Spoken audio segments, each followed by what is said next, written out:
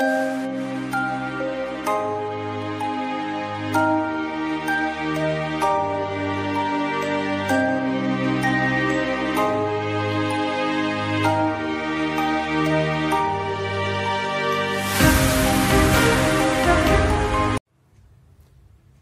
आप सभी का सुरेश कुमारी गाड़ोदिया की ऑनलाइन क्लास में। अपन ने पिछली क्लास में समास पढ़ा था।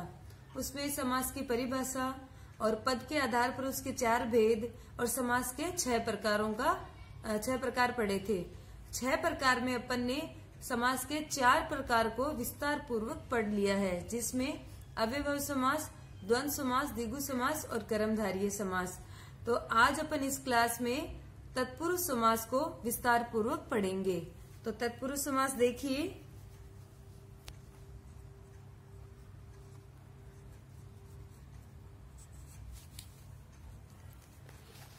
तत्पुरुष समास की परिभाषा, इस समास में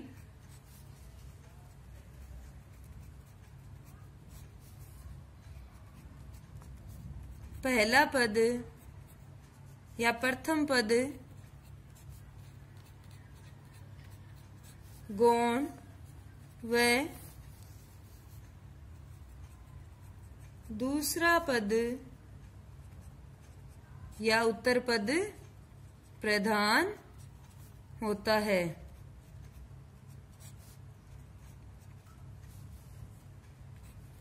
इस समास में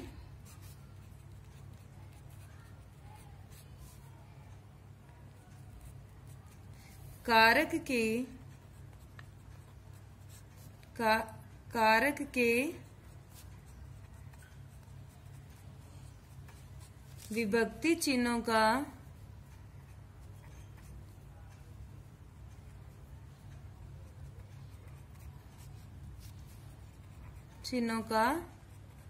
लोप होता है। कारक अपन ने पढ़ रखा है, कारक 8 प्रकार का है, लेकिन कारक की विभक्ति चिन्हों का तो लोप होता है, कारक 8 प्रकार का, लेकिन तत्पुरुष समास में 6 ही प्रकार की विभक्तियों का लोप होता है। जो 2 प्रकार है, जैसे कर्ता व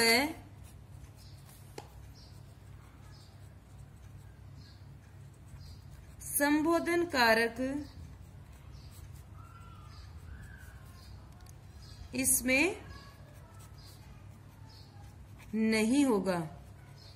इस बात का अपन विशेष ध्यान रखेंगे कि कर्ता कारक और संबोधन कारक का प्रयोग इसमें नहीं होता है। बाकी 6 प्रकार के कारकों का उपयोग इसमें किया जाता है।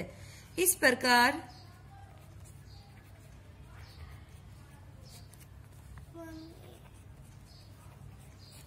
कारक के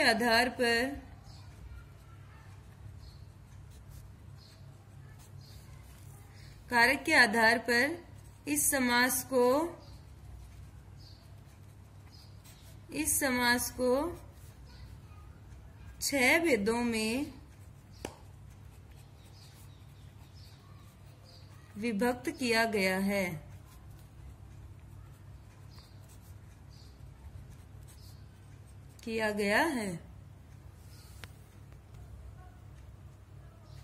तो पहला देखिए, अपन देखते हैं कर्म तत्पुरुष समास। अब कर्म तत्पुरुष में को विभक्ति का लोप होगा। को विभक्ति का लोप होगा। तो इसका उदाहरण देखिए, ग्राम गत है ना, तो विग्रह करने पे क्या आएगा, ग्राम को गया हुआ। तो यहाँ विभक्ति आई ना, इसमें कर्म तत्पुरुष में को विभक्ति है। फिर देखिए सर्वप्रिय, सभी को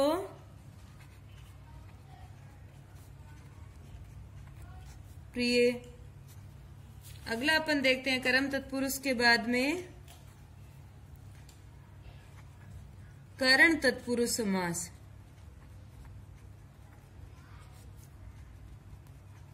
करण तत्पुरुष समास, या कारक के साथ साथ तत्पुरुष समास भी जुड़ गया है। तो इसमें कौन सी विभक्ति आएगी? से विभक्ति का लोप होगा। तो उदाहरण देखिए इसका, भावपूर्ण, विग्रह करने से क्या होगा? भाव से पूर्ण। तो अपन को साफ पता चल रहा है यहाँ से विभक्ति है, इसका लोप होते ही भावपूर्ण बन जाएगा। फिर देखिए हस्तलिखित,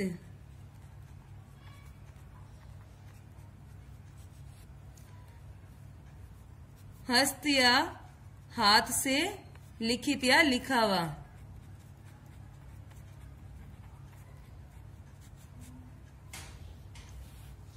फिर तीसरा देखिए, कर्म तत्पुरुष पढ़ा, करण तत्पुरुष। तीसरा पढ़ेंगे संप्रदान तत्पुरुष समास।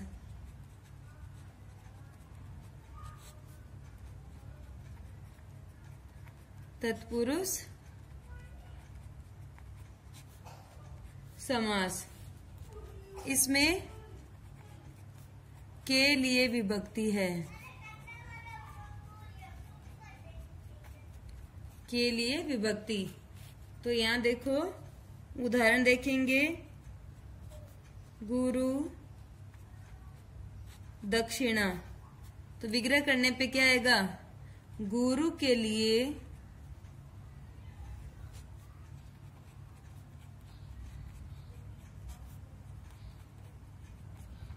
दक्षिणा, या के लिए विभक्ति का लोप हो रहा है। फिर देखिए युद्ध भूमि,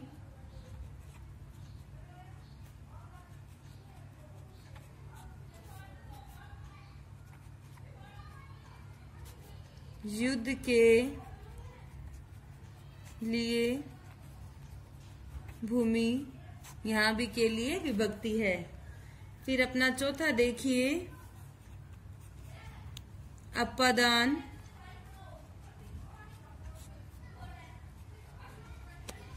तत्पुरुष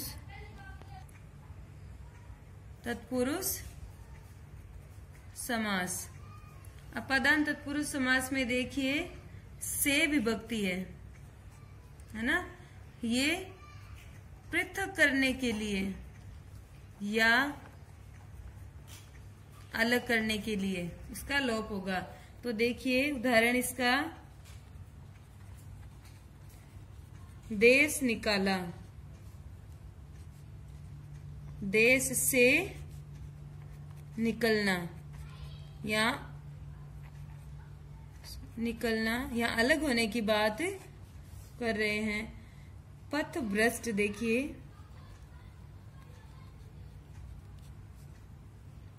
तो पथ से भ्रष्ट। फिर देखिए ऋण मुक्त,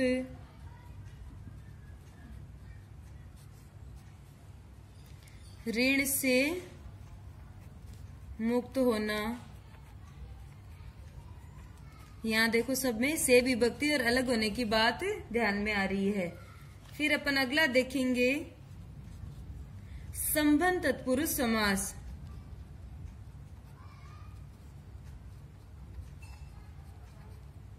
तत्पुरुष समास, इसमें का, के और की ये विभक्ति चिन्ह है, इनका लोप होगा। तो उदाहरण देखिए, नगर सेठ, तो विग्रह करने भी आएगा नगर का सेठ, ये अपनी का विभक्ति है। फिर देते हैं राजमाता,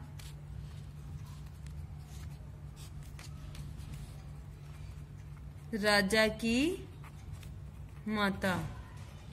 ये सब संबंध स्पष्ट करवा रहे हैं कि सेठ का नगर से संबंध है कि इस नगर का वो सेठ है, और राजमाता की राजा की माता है, तो ये संबंध तत्पुरुष समास होगा। फिर अगला देखिए अपना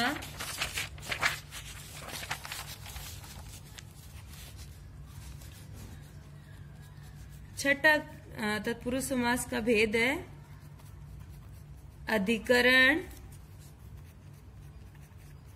तत्पुरुष समास। इस समास में विभक्ति है में, पर।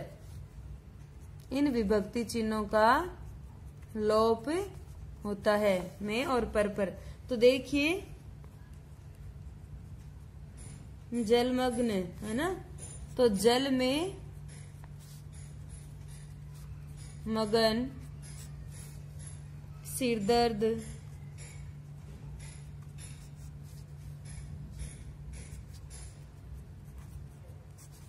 सिर में दर्द, घुड़सवार,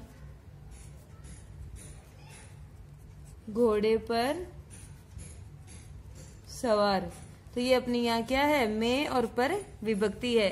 इनका लोप होते जल में मग्न का जलमग्न, सिर में दर्द सिर दर्द, और घोड़े पर सवार घुड़सवार है। अब अपन अगला समास पढ़ते हैं, बहुब्रीहि समास। समास के 6 वेदों में अंतिम समास है ये बहुब्रीहि समास। इसकी परिभाषा देखिए, जिस समास के या इस समास में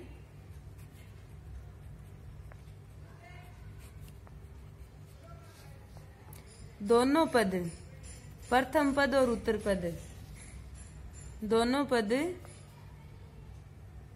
प्रधान न होकर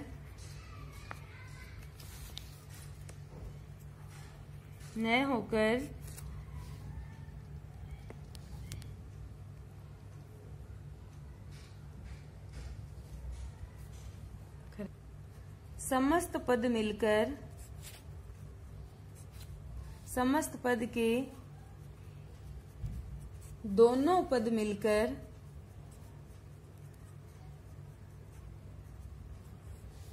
कोई अन्य अर्थ प्रकट करे या तीसरा अर्थ प्रकट करें, ये अपना बहुब्रीहि समास है। इस समास में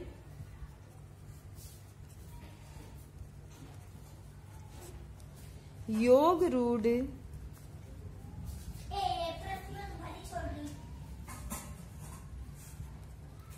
शब्दों का निर्माण इसी में होता है। इस प्रकार अपन ने बहुब्रीहि समास की परिभाषा देखी कि इस समास में दोनों पद प्रधान न होकर समस्त पद के दोनों पद मिलकर कोई अन्य अर्थ प्रकट करे या तीसरा अर्थ प्रकट करे, वह अपना बहुब्रीहि समास कहलाता है। इस समास में योग रूढ़ शब्दों का निर्माण इसी में होता है। अब अपन उदाहरण देखते हैं। देखिए सर्वप्रथम पहला उदाहरण,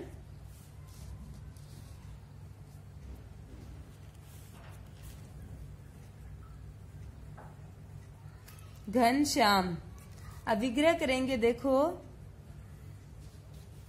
बादल जैसा काला अर्थात कृष्ण। यहाँ तीसरा अर्थ निकल गया ना, दोनों पद क्या है, गौण है। इसके बारे में नहीं बताया गया कि बादल जैसा काला अर्थात श्री कृष्ण की बात हो रही है। नीलकंठ देखिए,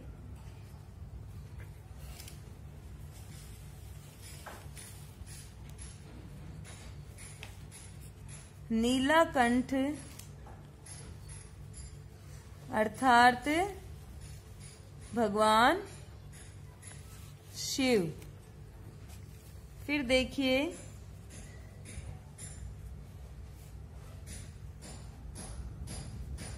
रक्त लोचन, रक्त के समान है, लोचन जिसके अर्थात कबूतर। फिर देखिए मयूर वाहन,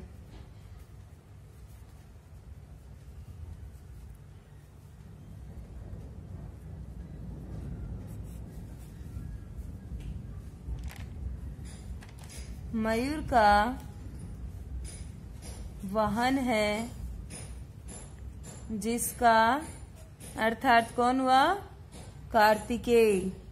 सुग्रीव सुंदर है, ग्रीवा जिसकी अर्थात मयूर। इस प्रकार अपन समास के सभी 6 प्रकारों का विस्तार पूर्वक अपन ने अध्ययन किया है। अब अपने पास जो भी व्याकरण की बुक है उसमें से इसकी परिभाषा या अपन ने अपनी जो नोट्स बनाए उसके आधार पर परिभाषा और उदाहरण और अन्य उदाहरणों का भी अपन अभ्यास करेंगे।